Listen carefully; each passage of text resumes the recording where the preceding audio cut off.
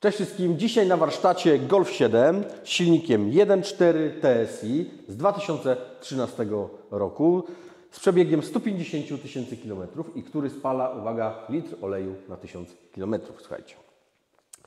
Co było robione do tej pory, co zgłaszał klient, że były robione wszelkiego rodzaju płukanki i to wielokrotnie i to nie przyniosło żadnego efektu w tym przypadku. Dlatego wyciągamy silnik, rozbieramy i zobaczymy, co mu dolega.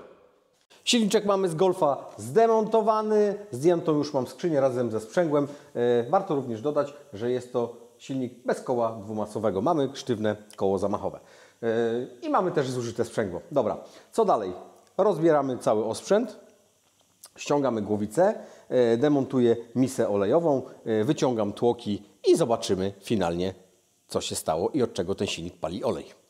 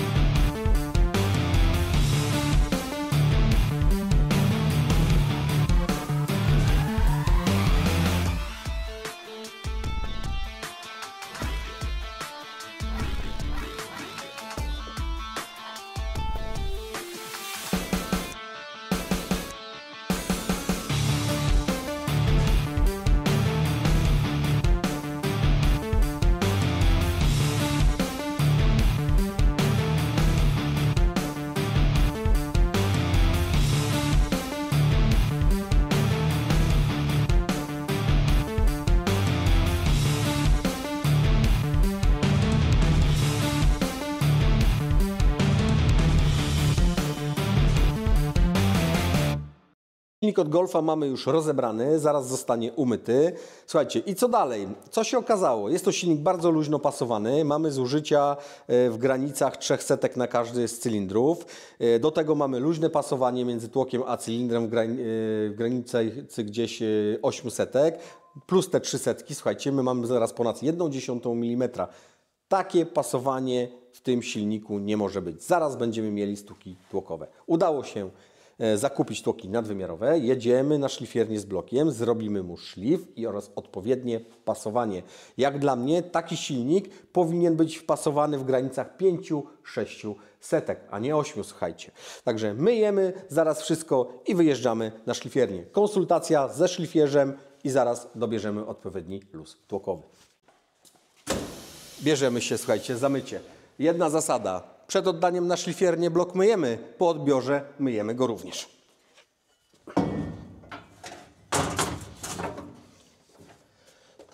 Zmienimy sobie dyszę. Założymy sobie dyszę rotacyjną. Płyn mamy rozgrzany.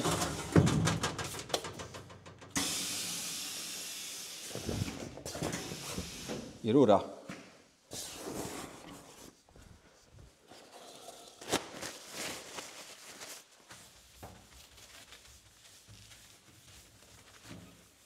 Polało się, troszeczkę wyczyścimy. Nie lubimy brudu. Ok.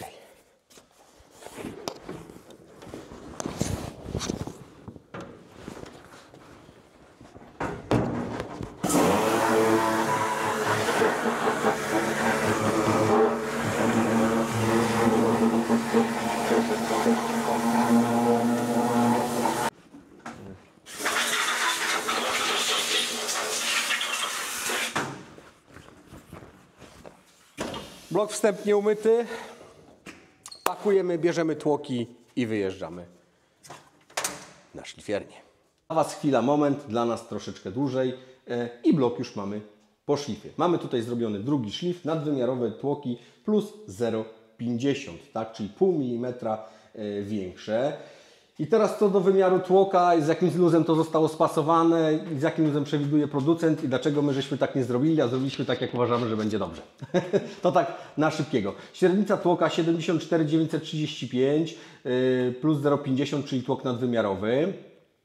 Zgadza się. Producent przewiduje tego silnika luz w granicy 800, kolosalny luz. Moim zdaniem jest to celowe postarzanie po prostu silników.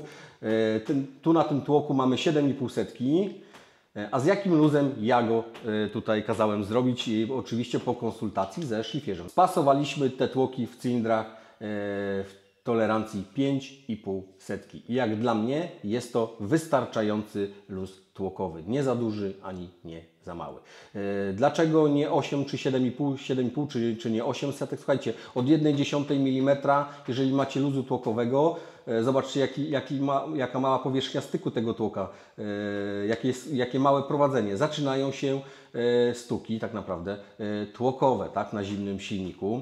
Jest to bardzo mały tłok. Do tych wszystkich, którzy teraz będą mówili, że to jest silnik benzynowy, uturbiony i to musi być luźno spasowane. To nie jest silnik rajdowy, wyczynowy, to jest po pierwsze. Po drugie, zaraz Wam pokażę inne tłoki, też od turbobenzyn i tamte tłoki są na przykład pasowane w tolerancji 300. Zobaczcie, tutaj mamy tłok, no to są nowe tłoki. Tutaj mamy tłoki i mamy spasowanie 0, tutaj musicie, nie wiem Aniu, czy będzie widać, 0,03 mm, czyli spasowanie luzu tłokowego 300. Tutaj zrobiliśmy 5,5 setek, to jest świat. Tak jak mówiłem, jak dla mnie producenci celowo postarzają po prostu silniki, bo przy takim luzie tłokowym to ten silnik jest tak naprawdę, jest nowy, a jest zużyty, tylko jakby przejechał 100 000 km. Co dalej? Jaki tłok jeszcze Wam pokazać? Może od jakiegoś diesla. Duży, ciężki, masywny tłok, który ma dużą masę i te tłoki są pasowane na 600. Także 5,5 setki na tak mały tłoczek. Jak najbardziej ten luz tłokowy będzie odpowiedni i będzie to wszystko chodziło. Nie zakładamy pierścieni tłokowych z tych tłoków, ponieważ moim zdaniem są słabej jakości. Drugi pierścień zgarniający ma zamek 0,8 mm. Dziura, słuchajcie, dziura. Także pierścionki zakładamy inne. Składam to zaraz, wszystko myję, biorę się za wał. Oczywiście wejdą nowe panewki. Składamy to wszystko, skręcamy z odpowiednim momentem, a teraz bierzemy się za mycie wału i wszystkich podzespołów. Blok już jest umyty po szlifierni. Pamiętajcie, po szlifierni zawsze myjemy. Nieważne, czy szlifiernia Wam myła, czy nie myła. Jak nie umyjecie sami, to nigdy nie będziecie mieli czysto. Także myjemy.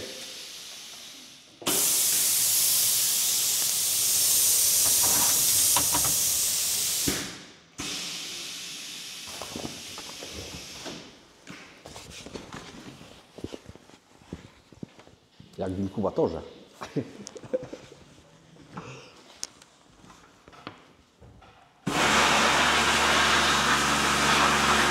Turbowy mamy umyty, jak go właśnie teraz wydmuchuję do sucha. Zobaczcie, jakich dostał kolorków. Pięknie to wygląda, jest czyściusieńki. Także zaraz będziemy kręcili go, będę go zakładał, będziemy zakładali do tego nowe panewki, nowe pierścienie oporowe. Skręcamy to wszystko z odpowiednią siłą i zakładamy nasze tłoki.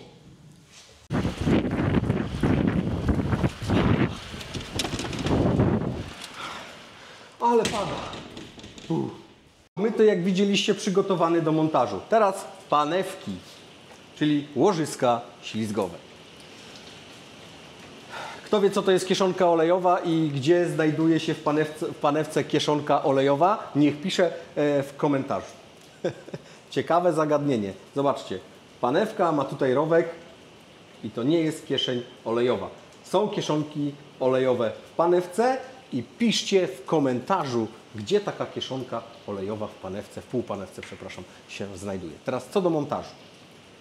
Montaż jest bardzo prosty. Na czystą, odtłuszczoną powierzchnię montujemy panewki główne czy panewki korbowe. Nie kładziemy na powierzchnię styku żadnych olei, smarowideł i Bóg wie czego jeszcze. Chyba że skórę od słoniny chcecie podłożyć, jak macie za duży luz. Dobra, montujemy 5 półpanewek głównych, górnych. Bardzo jest ważne, żeby je równo zamontować, nie zgniatać, tak, żeby było czyściutko. Czystość przy składaniu silników jest bardzo ważna. Ja to nazywam czystością chirurgiczną. Nie da się złożyć silnika z piachem i żeby on działał, słuchajcie. Tutaj musicie wiedzieć, że czyścimy, dmuchamy, myjemy wszystko i składamy czysto. Jeżeli są brudy, jest piach, to jest wszystko zaraz porysowane.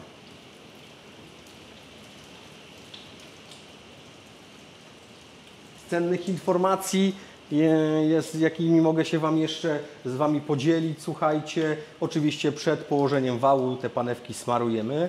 Ja używam zwykłego oleju, nie leję żadnych gęstych smarowideł ani takich innych rzeczy nie nakładam z tego względu, że ja nie wiem, czy ten wał się później obraca. To się wszystko tak ciężko ciągnie, że nie wiadomo, czy to jest dobrze złożone. Także ja to smaruję olejem silnikowym. Z ważniejszych rzeczy wszystkie otwory. Burza.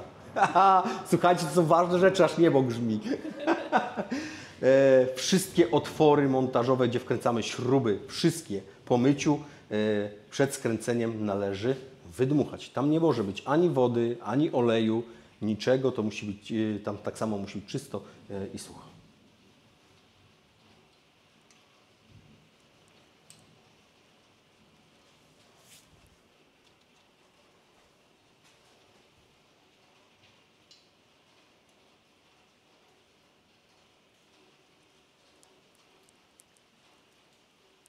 Dobrze, panewki mamy górne zamontowane, smarujemy zaraz wszystko i zakładamy wał korbowy. Nie żałujemy oleju.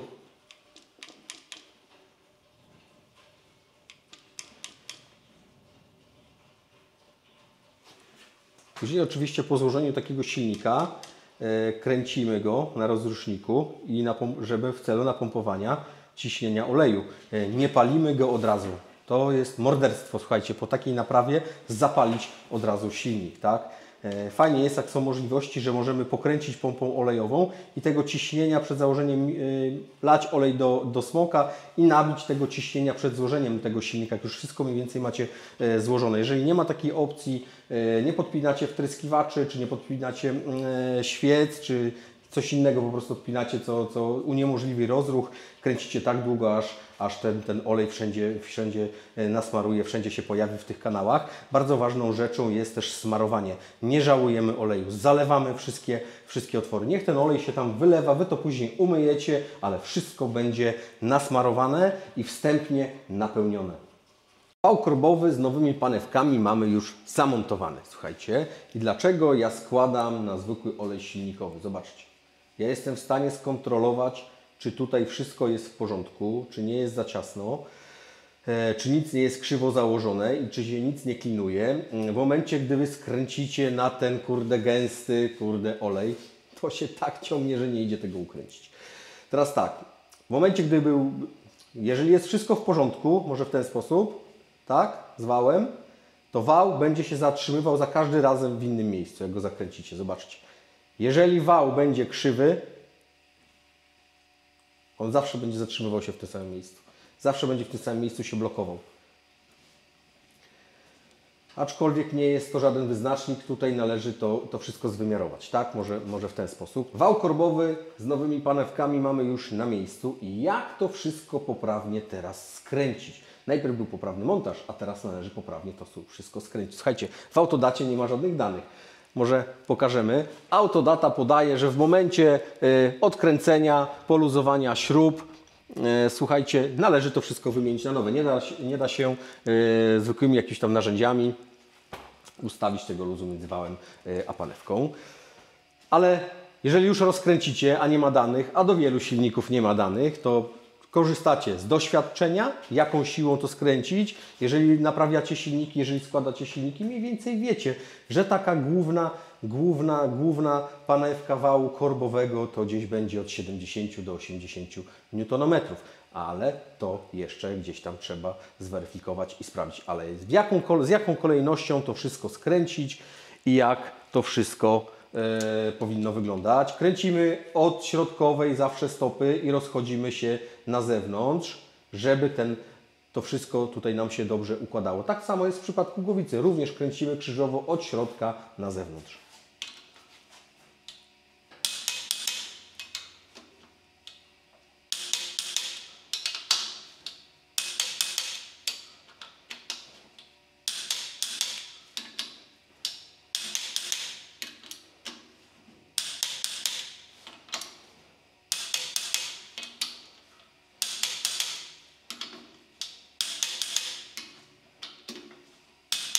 I tak to powinno poprawnie wyglądać. Wał cały czas się kręci.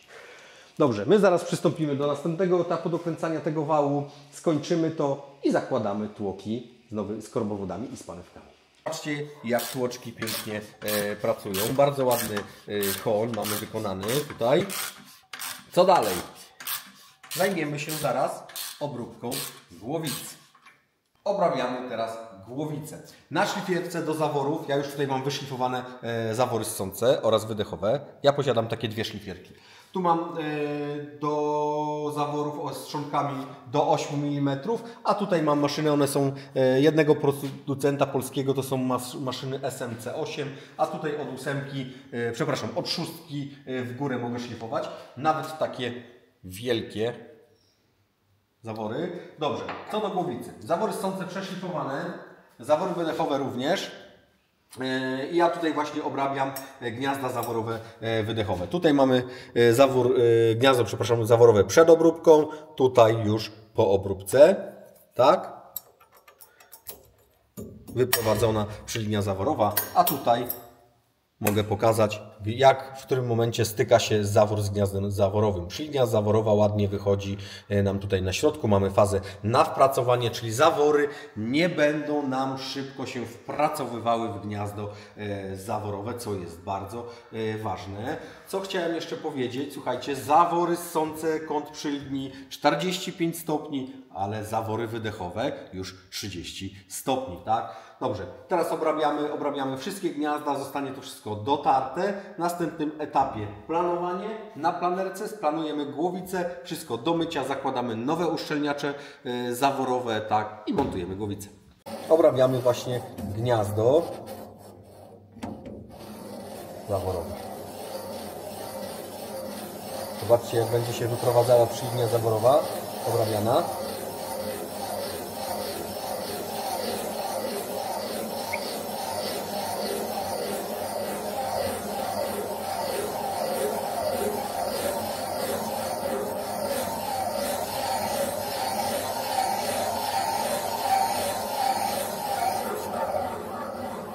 Gotowe.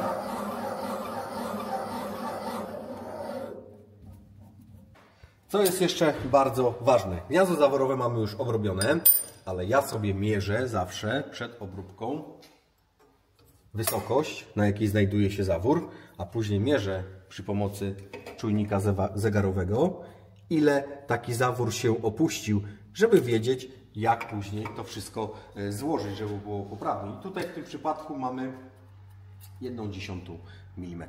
Także obrabiam ostatnie gniazdo i biorę się zaraz za zawory ssące. Montowany, wszystko wyczyszczone, płaszczyzna tutaj odtłuszczona i splanowana głowica. Obrobione gniazda zaworowe, wymienione uszczelniacze zaworowe oraz przeszlifowane zawory. Na koniec wszystko splanowane i umyte. I co dalej? Szpileczki już nasmarowane olejem. Tak? Ociekają sobie właśnie. Zakładamy uszczelkę pod głowicę i montujemy głowicę.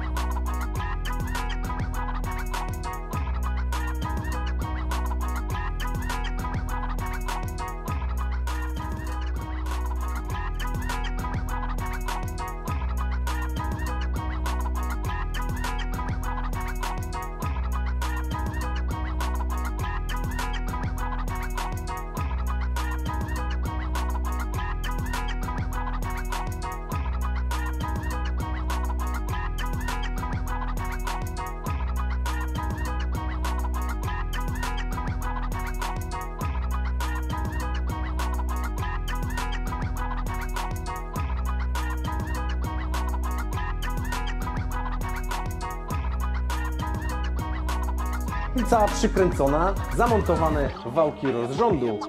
Zabieram się za składanie rozrządu. Słuchajcie, rozrząd z oryginału nie jest drogi, dlatego podjęliśmy decyzję z klientem, że zakładamy kompletny rozrząd z oryginału. Oczywiście nowe śruby do przykręcenia koła zmiennych kwasu rozrządu oraz koła rozrządu wałka wydechowego, tak? Nowa śruba napinacza i rolka ze śrubą tutaj prowadząca, tak? Na sam koniec obowiązkowo śruba centralna wału korbowego, również nowa. Rozrząd już mamy zamontowany, wszystko jest synchronizowane. Również mamy już przykręcone świece zapłonowe, wymieniona pompa wody oraz pasek napędzający. I co jest bardzo ważne, słuchajcie, jeżeli wymieniacie taki pasek, który napędza tutaj tą pompę wody, bardzo ważne jest, żeby ten pasek napiąć odpowiednio. W autodacie znajdziecie, jak to wykonać. Zakładamy zaraz wtryskiwacze wtrysku bezpośredniego. Wtryski zostały umyte w myjce ultradźwiękowej i zakładamy nowe uszczelnienia, czyli tutaj ten plastik, gumkę oraz tutaj ten teflon, który uszczelnia nam w głowicy. Tak? Także bierzemy się za montaż wtryskiwaczy, zaraz myjemy kolektor dolotowy, montujemy kolektor, wszystkie przewody układu chłodzenia, skrzynię biegów razem ze sprzęgłem, składamy wszystko i wkładamy silnik do karoserii. Czyli 1.4 TSI od Volkswagena poskładane. Na sam koniec zamontowane nowiutkie sprzęgło. Nie mamy tutaj koła dwumasowego, czyli tarcza, docisk, łożysko oporowe. Silnik już jest zalany olejem, kręciliśmy go na rozruszniku, wstępnie napełniliśmy układ smarowania. I teraz przystąpimy do montażu do karoserii. Także wkładamy silnik do karoserii. Niebawem pierwsze odpalenie. Golfik poskładany. I co dalej? Słuchajcie, zaraz Wam autko odpalimy, rozgrzejemy silnik do 90 stopni, wystudzimy, powtórzymy ten zabieg jeszcze dwukrotnie i spuszczamy olej, rozcinamy filtr oleju i patrzymy, jak silnik się układa. Tak? W następnym etapie zakładamy nowy filtr, zalewamy świeżą oliwę i robimy 200 km i wymieniamy olej. Jak będzie wszystko w porządku, auto będzie gotowe do oddania do klienta. Teraz autko zapalimy. Słuchajcie, silniczek aż mruczy. Tylko słychać cykanie wtryskiwaczy wtrysku bezpośredniego. Także, tak jak mówiłem wcześniej, rozgrzewamy silnik do 90, wystudzamy, jeszcze raz powtarzamy kilkukrotnie ten zabieg i spuszczamy olej.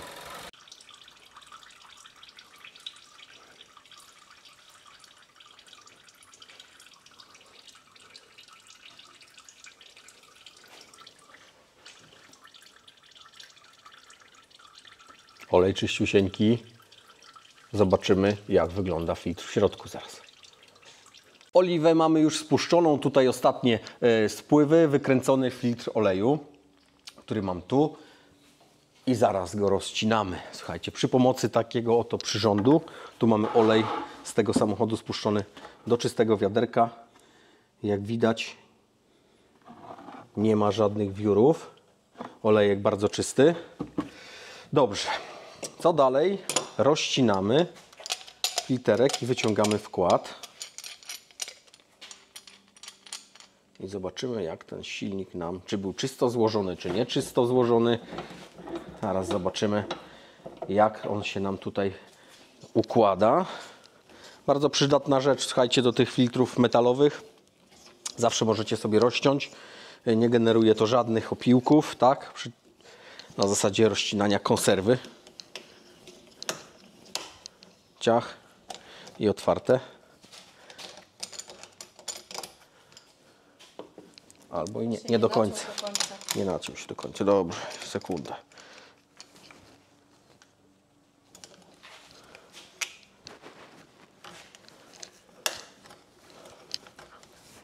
Mamy? Mamy. Jest i filterek w środku. Pięknie. No już to postawimy tutaj, nie będziemy. Najpierw to, co mamy tu, nas interesuje. Jest troszeczkę sreberka, ale to są znikome ilości. Grubych frakcji żadnych nie ma. A teraz tutaj. Czyściusieńko, ale zaraz jeszcze go rozetniemy. Filterek, słuchajcie, nie zdążył się nawet zabarwić. i czyściusieńko. Gdzieś tam pojedyncze sztuki może i się trafiają, ale bardzo czysto. Tak jak mówiłem wcześniej, zalewamy teraz olej, zakładamy filtr i robimy 200 km. Terek zamontowany, jak ja to mówię, lejemy tłusty olej.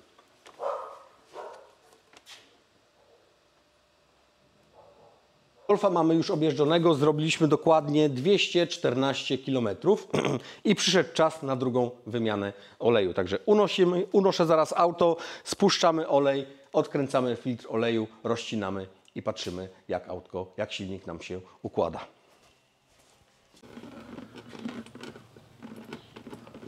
Gorące.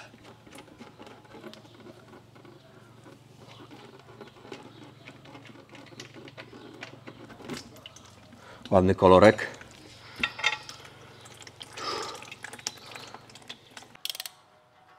Odkręcamy filtr oleju. Tam ładnie wszystko ścieknie. Olej spuściliśmy do wiaderka, żeby ocenić, czy nie ma w nim żadnych wiórków i opiłków. Mogę pokazać. Nic się nie mieni, nic się nie świeci. Także tutaj mamy wszystko w porządku. A zaraz rozetniemy filtr oleju i zobaczymy, co znajdziemy w środku. Olej spuszczony, filterek rozcięty. I co widać? Ten filterek pracował około godziny, tak, pierwsze odpalenia, wystudzenia silnika. Tutaj mamy filtr, który przejechał 214 km. Nie mamy żadnych wiórów, ani opiłków. Silnik bardzo ładnie się układa, czyli mamy wszystko w porządku. Warto pokazać, zobaczcie, nic się nie świeci, jest wszystko w porządku. Co dalej? Zalewamy tłusty olej, odpalamy auto, pokażemy, jak silnik ładnie pracuje.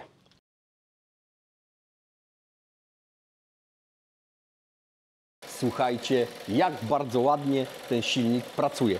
Te wszystkie tyrkotania, które tutaj słyszycie, pochodzą z wtrysku bezpośredniego. Te wtryskiwacze tak pracują i poza tym cykaniem nic więcej nie słychać. Niestety taki urok tych nowoczesnych silników. Silniczek chodzi bardzo ładnie, równiusieńko. Zrobiliśmy na sam koniec odczyt błędów. Wszystko jest w porządku. Co dalej? Na sam koniec już zalewamy dodatek do paliwa Puls GT w celu oczyszczenia całego układu paliwowego. Słuchajcie, temat uważam za zamknięty. Pozdrawiam wszystkich.